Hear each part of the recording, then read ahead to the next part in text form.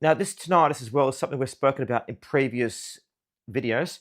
Now, essentially, my dad has tinnitus from working in a power station for a long period of time, and he hears a low buzzing. So this produces ambient sounds, as you can see here, which helps reduce that background zzz that he gets. So wind, thunderstorm.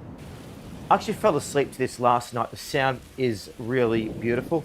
And as you can see, they've got so many different sounds on here as well. They've really expanded it for like fire. You can have fire and wind at the same time. Heavy rain, which is happening outside at the moment. Listen to how clear that is. So it's very, very good. I'm just going to turn the fire off as well. It gives you ability, as I said, to change everything. Again, you can do your hearing test here, which we've done in previous reviews.